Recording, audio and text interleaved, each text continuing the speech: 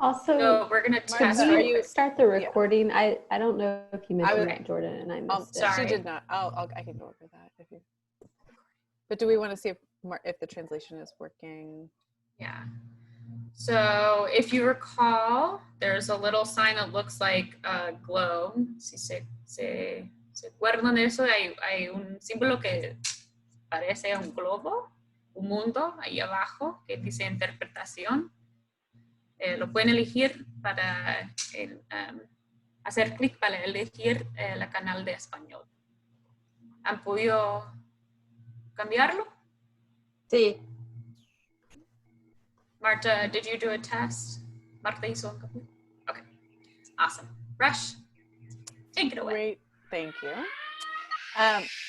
Perfect timing. Someone started screaming. It's one of my children, not my husband. So quick reminder that we are recording tonight as usual so that we can take good notes and so that we can share this information with folks who maybe couldn't attend tonight but are part of our planning group. So if for whatever reason you don't want to share your video because of that recording, please feel free, do whatever makes you most comfortable, but the recording is live now. So tonight, we are turning back attention to HOAs and all of the documents and rules that they cover. So because this is a complicated topic, because there's a lot to discuss, we have invited to join us Lori Schweller. I'll introduce her a little bit more later to share some of her expertise with us. To remind you guys, we've had a lot of conversations as a group about okay, Molly, will you get off of silent and help Lulu connect to the translation? Lulu pudo conectar usar el globo para conectar al canal. No escucho a Martita. Yo tampoco. Oh. O sea, le puse en español, pero Martita no se escucha. Sí, nada. Okay. Ya. So, yeah. Oh, ahora now sí. Okay. Oh, were you muted, Marta? Okay. So ahora está bien. Okay. Okay. Problems. Oh, Marta, we forgive you. You do everything. So, okay. So to remind folks, we have done a lot of talking as a group about our HOA and ARB documents. Many of you are on the ARB in particular that will help us make decisions about some of the design choices that we'll get to make in the future. We did some work around vision, around what we wanted to this community to look and feel like, because with that vision, that gives us the guidance or the information to help make sure that the HOA documents, the rules, the governing documents support the vision you guys have for what this community is going to be like. It's a big set of documents, hundreds of pages, and there's so much in those documents that there's really no good way for us to go line by line as a group through those documents. Obviously, we will share those documents with you all to read on your own, but as a group, it's really hard to go over every single theme that is covered in the HOA documents. And that's one of the reasons that we have this vision, so that even if it's something that we haven't discussed specifically, it's something that we have an idea of what you guys want to see in your neighborhood. And so we can still make a document that supports your values. We also know that this is a document that is going to probably want to change over time. And so that's one of the things that Lori is going to be able to talk about. Even with the best intentions, with something this big and with this many policies and rules, it's really hard to get everything perfect. What may seem like the absolute best policy or rule today may feel like it doesn't fit the community in 5 years or in 1 year or in 10 years. And so there are ways to change these documents over time to be involved in the decision-making process, so that if we write something that doesn't feel or live the way that you want it to, you have the ability to make changes so that we can make sure that all of your values exist in the community. And so Lori will talk about some of those processes for how you get involved in the decision-making around the HOA. To remind you guys, when we had the group meetings before, we talked about 5 focus areas that you guys gave us that were the areas you were most interested in making sure we covered as a group to make sure we got the regulations correct. The 5 were parking. We know that's a really big deal in this neighborhood. Maintenance and trash, animals, snow removal and leaf clearing, and common areas and parks. So those are the 5 that we've really focused in on as a group to make sure that we have guidance from you all about what to put into the HOA. So I'm gonna hand things over to Lori. She is a really fantastic local attorney. She does a lot around land and real estate. She knows a ton of stuff, and if she doesn't know it, she will find it out for you and give you fantastic, meticulous notes about what she found out. So this is a really great opportunity to borrow on her wisdom and her experience. She's also a board member for Habitat, so she's a huge supporter, and she does she's a leader in our organization. And she's going to help explain to us first just what the HOA documents are and what the differences are between them, and how the process really works to change those documents. So unless I forgot anything and someone wants to butt in, I will hand things off to Lori. Thanks, Rush. Hi, everybody. Nice to see you all. I'm very happy to be here. As Rush said, I'm an attorney here in Charlottesville, and I do all types of real estate work. And what I'd like to talk with you about tonight is the governing documents for Southwood, specifically Phase 1 of Southwood, and just to go through with you what the basic documents are that will govern your community. So let me share my screen with you.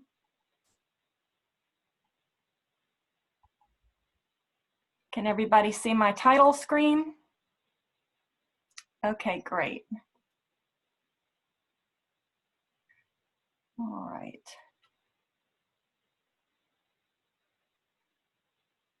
Well, let's start with outlining what the 4 documents are that we'll talk about tonight. These are 4 HOA, which is short for Homeowners Association, documents that you should know. The first one is the declaration. The second one, bylaws. The third is rules and regulations. And the fourth is architectural guidelines. So those are the 4 basic documents that govern your whole community. And we'll go through those one by one to explain what they do and what the differences are among them.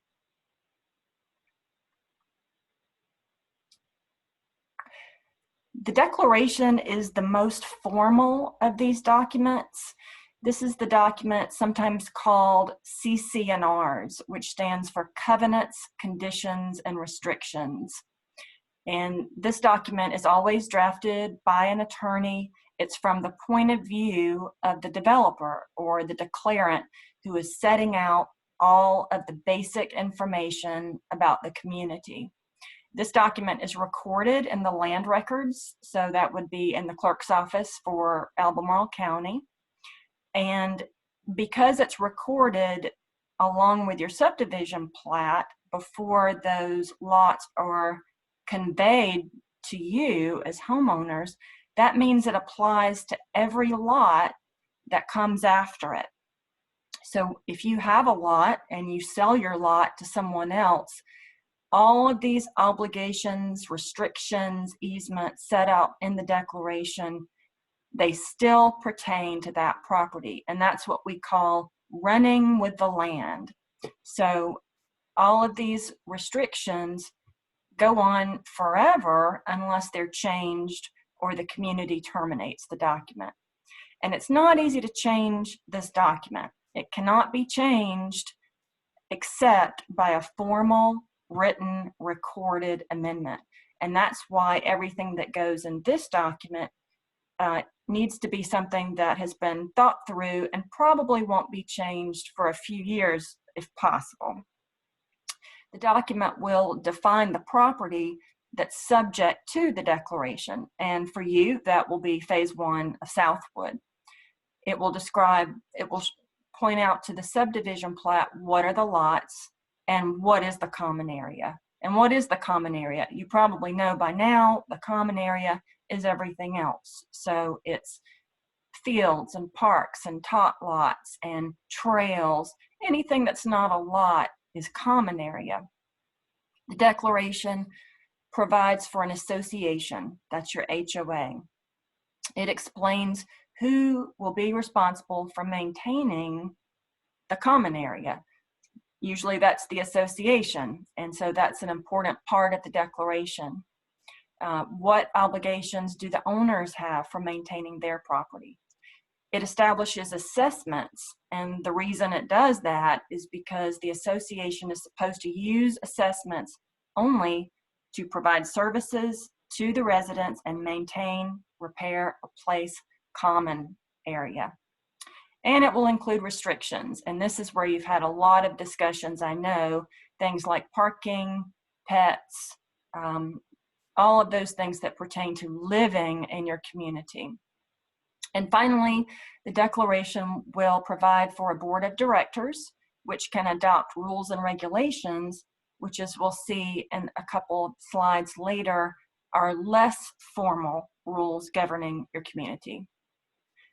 I'm shifting to the second slide, which is about the bylaws. The bylaws are the rules for running the association. Usually, a homeowners association is set up as a corporation, a non-stock corporation. It doesn't have to be, but it usually is. And because it is, it gets to take advantage of the entire set of laws in Virginia for non-stock corporations. So you already have a set of laws built in, which is helpful.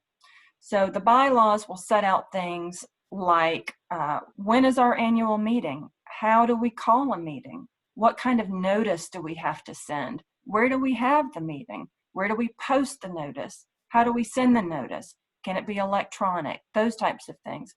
It discusses voting. What type of voting is required to pass something?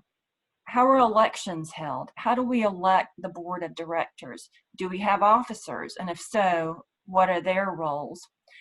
And the bylaws, just so you know, are initially adopted by the declarants group of directors. So at the beginning, Habitat, as the declarant, will appoint the directors because it's got to get going. It has to start with something. And so you have a board of directors appointed by the declarant, and they adopt the bylaws.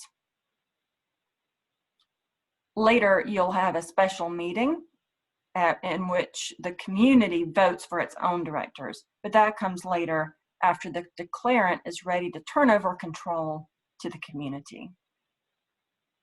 I'm shifting to the third slide, which is rules and regulations.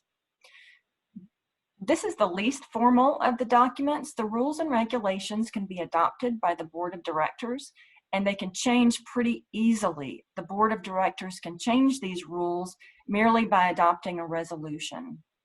So these are very detailed instructions about what you need to do about day-to-day things. Detailed instructions about parking, snow shoveling, pets, flags, signs. It's not to say that you won't have restrictions about these topics in your declaration. You will, but there's certain things that are so detailed that you really don't want them in the declaration because it's very likely they will change. Let's say the hours of your community center, or the hours that a tot lot is open. Just detailed things that you don't want to set in stone. It also includes, and this is important because it's required by Virginia law, a complaint procedure for residents. So if you feel that your association is not following the rules of the association, then you have a way to complain. I'm moving to the fourth slide, which is architectural guidelines. Not all communities have architectural guidelines, but most good communities do. It helps everyone to design their homes and to maintain their homes in a manner that everyone has agreed upon, consistent with one another. And so it will address things like, may you have a fence? Where can it be? Could you have one in the front yard?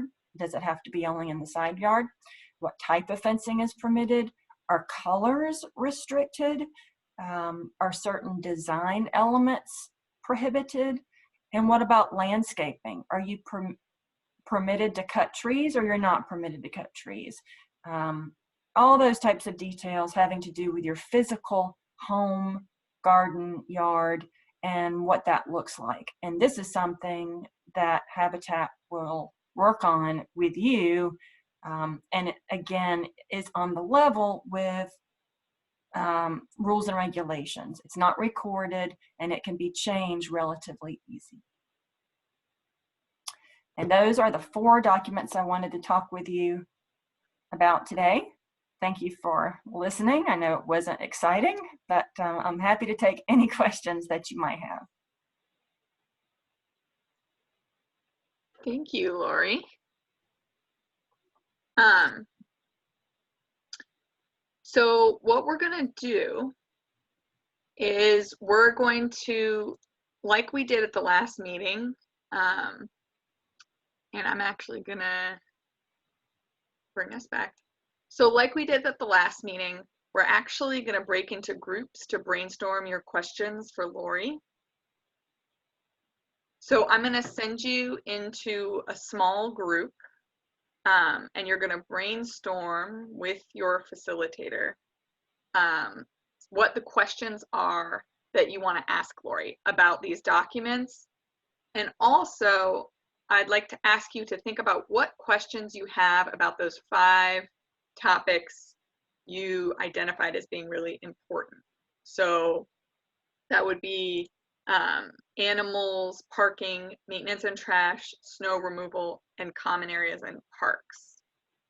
So Lori has the notes that you all made, or the ideas that you put together from the last meeting about this. So that would have been in March. And she's taken your input and figured out how to put some of that into the declaration. But we want to make sure that any questions you have, especially about those topics, we can work on together, especially while we have Lori here, to make sure that those things that are important to you are something that she understands really well as she's writing the declaration.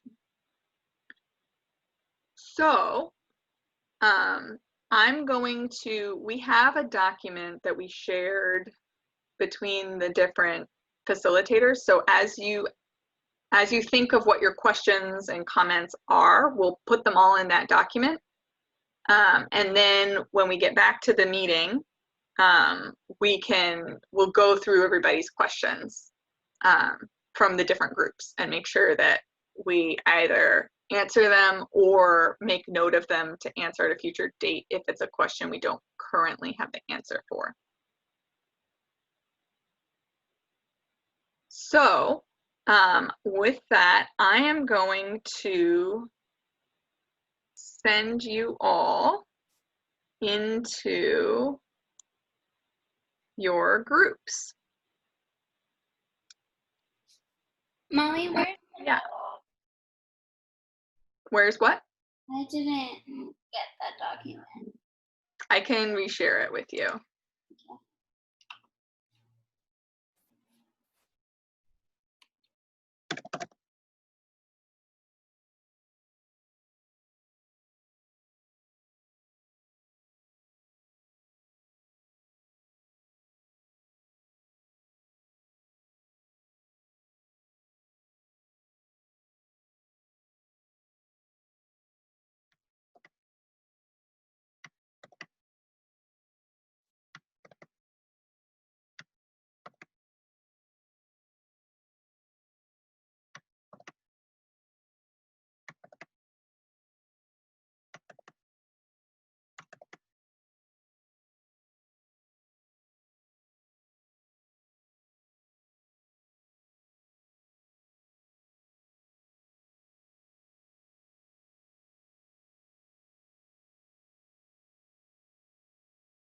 Mercedes, Lulu y Angie, ¿ven la invitación para juntarse con el grupo?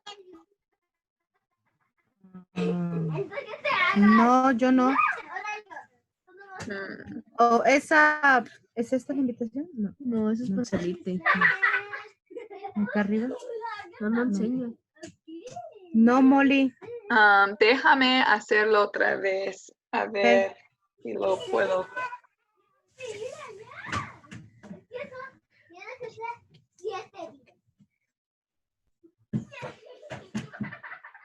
Ahora no. Giselle. A ver. Ah, sí, sí. Sí. Sí. Perfecto.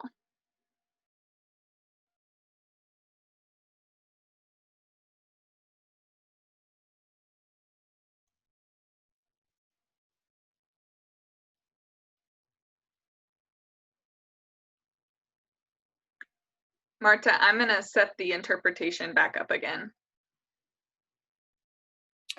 Molly, are you going to be taking notes, or are we just, we're being recorded anyway, so we're relying on the recording? Usually Manda's taking notes as well. Okay. And we usually send notes out to people along as well as the recording. Okay.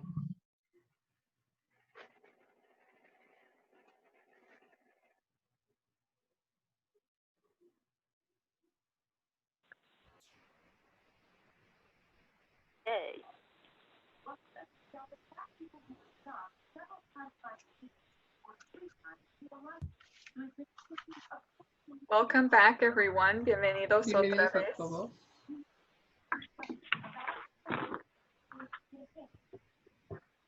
Do we need to choose channels again, Molly? Yeah. So, si le gustaría escuchar el canal de español, debes de elegir otra vez la opción de español. No está, Molly.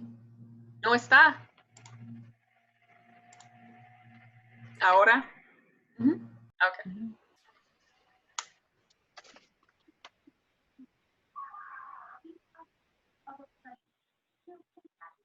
Matthew.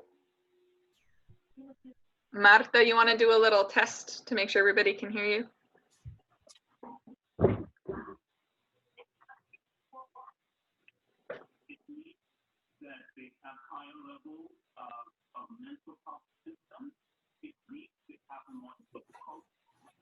Good? Okay. So, what we're going to do, there's... Oh, it's good, Martha? Okay. So what we're going to do, there were a lot of really good questions on that list. And some of them, what we're going to do is Lori is going to focus on the questions that have to do with the HOA declaration. And that's because some of these other questions we'll figure out afterwards. So things that go in some of the other documents or questions that the condo association is going to decide. We won't focus on those questions tonight because those will come a little bit later. And we really want to make sure that we get the stuff that needs to go into that legal document that Lori is putting together. We want to make sure we get to those questions tonight. So if we don't get to all of your questions, we do have them written down, and we will come back to them in later meetings as we put together those other documents. So Lori is she's been looking through the questions, and she's gonna start with some of the ones that have to do with this HOA declaration that she's putting together now. So I will hand it over to Lori. Okay, you can hear me fine? Yeah. These are great questions, and I wish we could sit here and answer each one of them. But let's start with common areas. I'm flipping down to the first time common areas is addressed. And the reason why I want to start with that is because there's something I didn't mention that does need to be in the declaration, and that's the concept of charges. So we use the word charge as opposed to fine, since we're not a governmental entity. But yes, we would provide in the declaration that if someone violates a rule, the board does have the ability to charge that person. So for example, if someone were to leave a mess in the common area, most likely you're not going to charge them for that offense. But if they do it continually, you know, if they've been given notice that that's happening, you definitely can do that. And so that's something that will go in the declaration. But something like regulating alcoholic beverages within common area, that's the kind of thing that would go in the rules and regulations. Same with grills in a common area. That would go in the rules and regulations, definitely. Now flags, going to the next item there, that's a great question, because state law actually does restrict how homeowners associations can restrict flags. This has been a big issue in a lot of communities. And think about this in terms of the US flag versus every other flag in the world, from the Virginia flag to a flag with flowers on it, you know, a decorative flag. The US flag, you must allow people to fly the US flag on their property. You cannot prevent them from flying the US flag on your property. You have to follow the federal rules regarding flying the US flag. Now you can put time, place, and manner restrictions on that. For example, if you don't want people to erect a 50-foot flagpole in their yard, you can have that kind of restriction, or you can restrict the size of the flag, but you must allow them to fly the US flag. As to every other type of flag, you can restrict it however you want to restrict it, and you can put that type of restriction in the rules. But any restrictions regarding the US flag, you need to make sure those are in the declaration. So rentals, I know that Habitat Homes deeds have rental restrictions. So that's one set of covenants that many people will be following, but people buying other homes in the community may not be subject to those restrictions. So you would definitely want to put any restrictions against renting in the declaration. In fact, if you don't put a prohibition on renting in the declaration, you can't prevent someone from renting his or her home. So that's something you need to think about very carefully. Similarly, short-term rentals. So I'll shift back up to the top. So at the very top, animals. It's a good idea to put restrictions about animals in the declaration. You all know that you must permit service dogs and you must permit emotional support animals. But other than that, yes, you can restrict the number of animals, the types of animals, and the size of animals. That's Usually, good. I'm sorry? That's good. Yes, usually what you'll see is a provision that allows people to have dogs, cats, and other animals that people normally keep for residential purposes. So that would be birds and fish and reptiles in cages. But I know that your code of development, which is a zoning document, not a homeowners association document, does allow for chickens and for beekeeping. So you got to keep those provisions in mind when drafting your declaration to make sure they're consistent. So what you can do, if you do allow chickens and you do allow beekeeping, but it's not otherwise specified in the code of development, you can restrict where those animals are kept, or how they must be penned, or what size the pens are, or how many you can keep, if that's not set out in your code of development. Albemarle County actually has adopted an ordinance about barking. So we have a new, I think it passed in January or February of this year. There's a new ordinance about barking. And so yes, you can adopt a rule about it, but you don't necessarily have to, because there's already a county ordinance.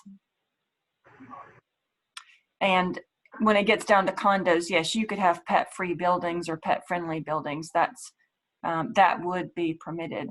Parking is something we could talk about for hours, and I just want to point out that the parking configuration and the numbers of spaces and the numbers of handicap spaces, those are things that will be determined by your site plan and by the zoning ordinance. And things like physical things like how far the handicap space is from the building would be covered by the building code. So these are not things that you have to decide.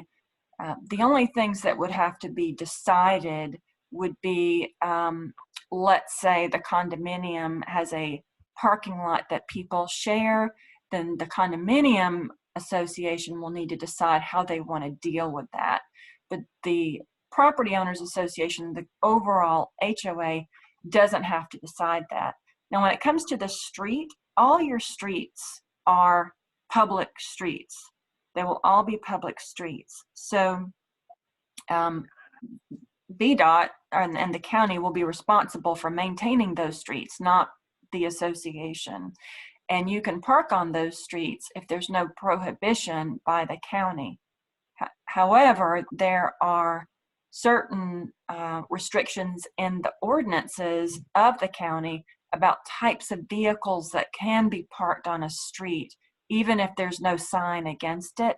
Things like large trucks, buses, limousines, and those are, they're detailed laws about parking in the street. So you have to be aware of that, but those are enforced by the county, not by the homeowners association.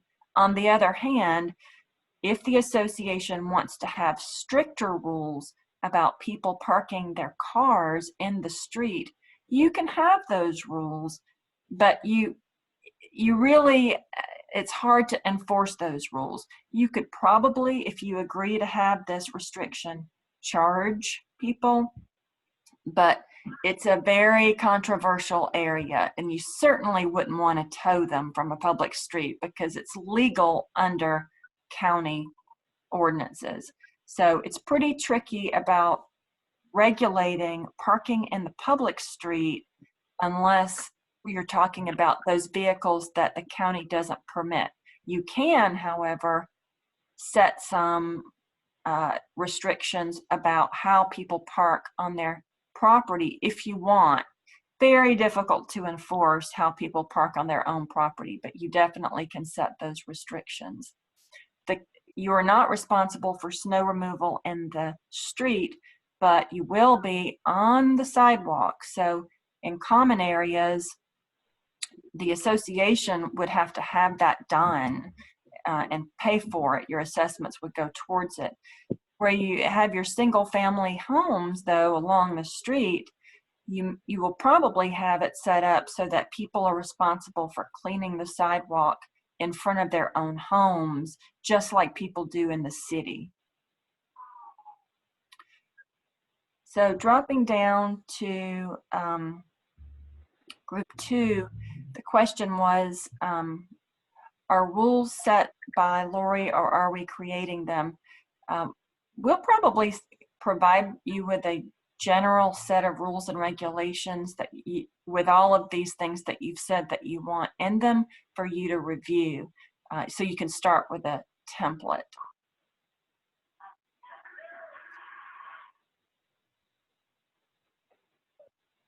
Usually for a homeowners association, it's pretty efficient to do this way. The entire association would pay to have someone pick up trash all on the same day. I would recommend that. Then you don't have trash cans out every day of the week with different people getting contracts with different trash collectors. If the association enters into a contract with one trash collector, everybody puts their trash out the same night. It gets picked up the next morning and you all put your trash cans back that evening. That's an easy way to handle it. So what happens to animals that are current strays and families that might have more animals than you decide to have? That is a problem. You'll have to decide, this is your decision, if you want to grandfather in those animals that people already own. And so at the time that the declaration begins, even if someone had 6 animals, you would allow them to stay, but anyone buying into the community later would have fewer. That's something that you have to decide. It seems to me it would be more equitable if everyone decided that everyone could have a certain amount and you stuck to it. It's just something that is up to the community. I don't know the answer about licenses. That's something that's done by the county. It's not something the association does, but the association is permitted to require people to have a license if a license is required. So they can they can ask you to be sure to follow the law on that point.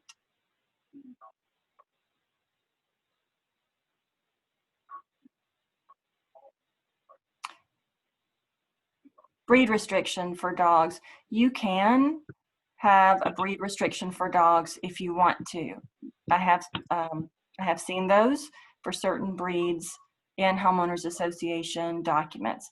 Of course, they would not apply to service dogs, and they would not apply to emotional support animals if the person had the correct documentation.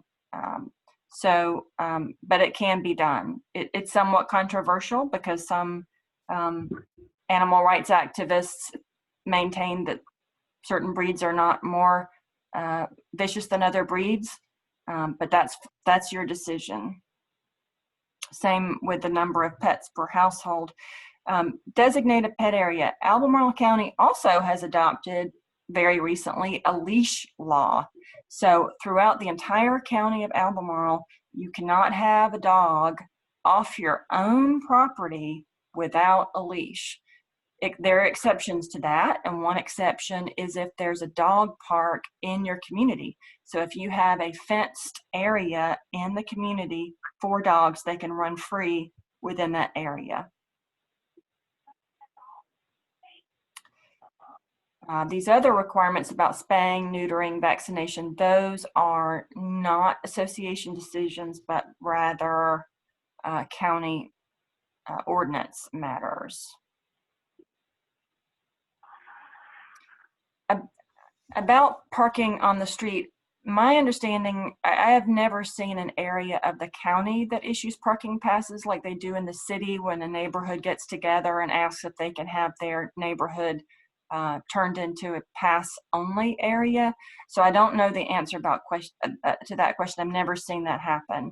Usually county streets are open, residential streets are open for parking unless they're prohibited with signs.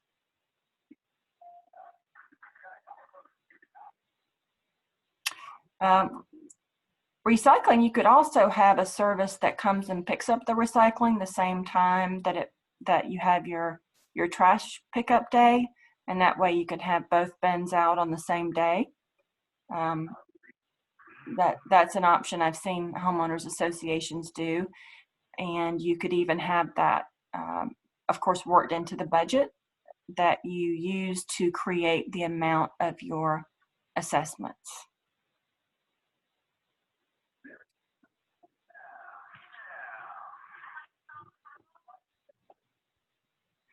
So here's a question about common areas. How do we decide what space belongs to the owner and what belongs to us? Is the space outside my house mine, or is the maintenance going to take care of it? That's determined by the development documents, and by that I mean the subdivision plat and the site plan and the code of development.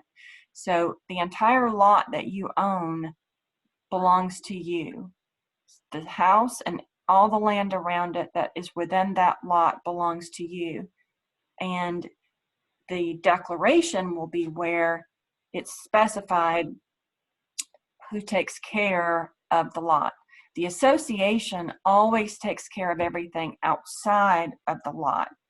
But on the lot, typically the homeowner takes care of everything on the lot. However, the association, depending on how you draft your declaration, can be written so that there are certain exterior maintenance things that the association takes care of. You see this very often with townhomes. Oftentimes, the association documents for a townhome will provide that the association will mow the grass and maintain the exterior of the home and the roof. That's pretty common. It doesn't have to be that way, but it's often done to keep a consistent exterior, consistent maintenance. With single family detached and attached homes, that's less frequently seen. But these are decisions that you have to make, and they would definitely be in the declaration.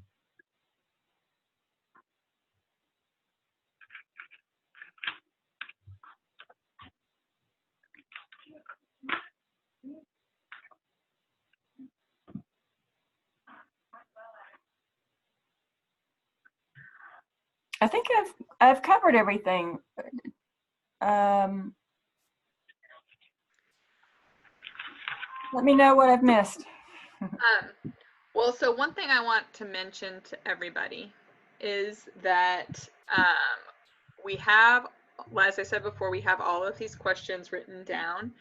What Lori is working on right now is writing that legal document, the declaration, because we need to get that done first, and that needs to happen fairly soon. And that's the 100-page legal document that has to get recorded with the county. And so what she's doing is she's taking the input that we got from you all about these topics and the questions you've had, and she's going to be, there was a question about, is Lori making these rules or are you making the rules? There's, like Lori mentioned earlier, there's so many topics to cover in those 100 pages that we can't go through each one and decide as a group on each point. So what she's doing is she's taking that vision, that community vision that you wrote and all the input you've given so far, and she's going to use that to put together this document. And we can share it with you and let you take a look at it before it gets recorded. And there may be, and then these other documents that she mentioned. So the architectural review, the architectural guidelines, the rules and regulations, those are documents that later on we will, she'll sort of put together some suggestions. Already we have, we've taken all of your input about the architectural guidelines. And so you guys will have more input on those further down the line. But overall, Lori and Rush and John, the people who are putting together these documents, they're going to try to take everything we've heard from you and make sure that the documents reflect that. Now, we might get it wrong in a couple of places. We might make some mistakes. We might even, maybe a decision that we make today that makes sense now doesn't make sense in a couple of years. After you've been living in your houses for a couple of years, you kind of realize that rule isn't really what we want it to be. So that's why Lori was explaining earlier about how you can change those documents over time and what goes into which documents, because some of them are pretty easy to change, like the rules and regulations. You all, the homeowners association, can just change those yourselves. But the declaration is, you can change that, but you just have to go back to the county and go through the legal process to change it. So I just want you guys to understand how your input is getting used, and how you can, even if something gets into the declaration the first time around, you can still change it later, but it just depends on the process. Yeah, I should have noted that unless you say otherwise, Virginia law provides that a declaration can't be changed unless 67% of the homeowners agree to it. So it's a big process to change the declaration provisions. So what we're gonna do is take all this input. Lori's putting together this document. We'd like to share it with you all, but again, it's 100 pages long, so, and it's all in legal language. So we want to do our best to loop you all, let you all see it and participate in it. But just so you know, that's how we will work through it, and the things that can go into things like the rules and regulations or the architectural guidelines, we'll put in there so that it's easier for you to change over time. Lori, do you want to add anything else about the process or any questions you have for the group? Yeah, I would just say that you know, obviously you guys are thinking about the issues that are most important to you, and I really hope that I can receive from you your opinions about the things that you've touched on here. You know, if I want to be real clear that I understand what you want when I draft the document, so there are no surprises and you're not unhappy with the final product. Now the details, again, like Molly said, of your day-to-day living, so many of those things can be in the rules and the regulations, so that's great. You can change those yourself. But anything that we're putting in the declaration, we want to make sure we get that right. So, you know, restrictions about pets, restrictions about renting, that, you know, those are pretty important. We need to make sure we know what you want there. So it sounds like we should, there are a few things that we maybe need to collect some more input from you all about. And so we're at 7:20 right now. I'd like to wrap up for the evening, but this topic is not over yet. We will come back to it. But before we wrap up, does anybody have any other specific questions for Lori they would like to ask while we have her here with us?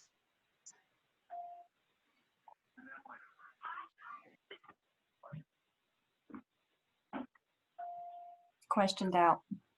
All right. Well, so next week we're going to start talking about naming the roads in Southwood in the first phase.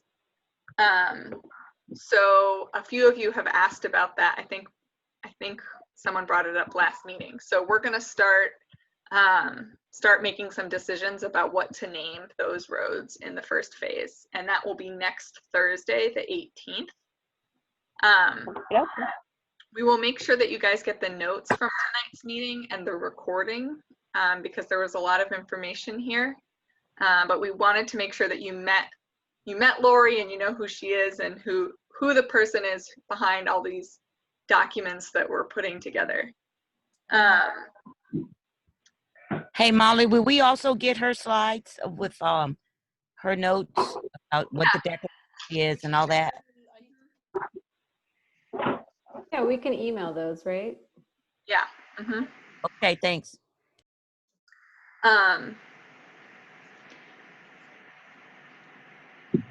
What Marta's making a Marta- sign for me. Marta's Sí, Martita, yo tengo una pregunta. there's a question. Okay. Martita. Yo tengo una pregunta. ¿Y cuáles van a ser los nombres de las calles? Could someone interpret that? She's wondering what the names of the streets are going to be. Yeah, so are you going to answer in Spanish? No, go ahead, Joe. Go ahead. So, Lulu, next week we will start that conversation. There are 3 streets that need to have names because I think that's required for the site plan. I think the county needs to have the road names. So we don't have them yet, and that's what we'll be talking about next week and the week after. So we're going to spend 2 weeks, I believe, talking about naming, and I think there are 3 streets that need names in this first phase. Sí, Martita.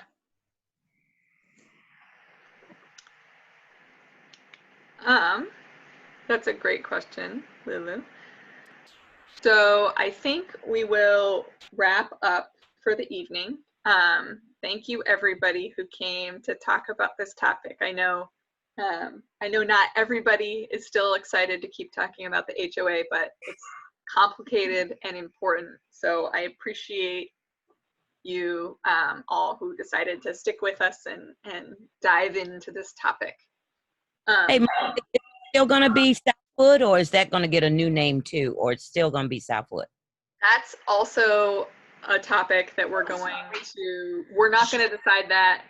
Yeah. Next, but that's also a subject. On the agenda. That's also on the agenda to be changed. Well, it's not along with the street names. We're going to do. No, ese que se quede así, Martita. Yeah, I know that. I mean, is it on the table at all? To change the name, it is on the table. Yes. Okay. But that's what we'll. El nombre de Southwood? We'll decide the street names first, and then we'll talk about the larger community. Yeah. Okay. The street names can be something that just the people who are going to live in the first section. Yeah. Yeah. The name of the whole community is something that we need to let more people help decide. Okay. But that's a great question, Rose. It sounded like somebody had a question. I couldn't tell who it was. What do you do about those bikes, those motorbikes? Which bikes? She's talking about the motorbikes that go up and down the road all hours of the night. That's all. We'll figure out that. That's something else. That's now. Yeah. Sorry, that's happening. That's probably annoying. No one is on the way. Okay. All right. Well, thank you, everybody. And we will be in touch. And we'll see you next week to start naming the streets. Bye, everybody. Okay. Gracias. Good night, everyone. Be safe. Okay, gracias. Bye, everybody. Cuídense, gracias por la cena. Gracias. Bye. Gracias a la abogada también. Bye. Hola. David. Hola, Giselle. Hola, Giselle. Bye. Bye, David. Bye a todos. Bye. Cuídense. Igualmente, cuídense todos. Adiós. Bye, Giselle. Adiós, Angie. Nos vemos para la próxima. Gracias. Hi, guys. Bye, Lori. Thank you. Bye. Thanks for inviting me. It was wonderful. Oh, Lori, Mercedes especially wanted to thank you for coming. Oh, well, tell her thank you for having me. It was really fun. I enjoyed talking with everybody. That's cool. Thank you. Yeah. Good night. Good night. Are we, see you guys tomorrow? Yeah. Bye. Yes. See you tomorrow. Bye.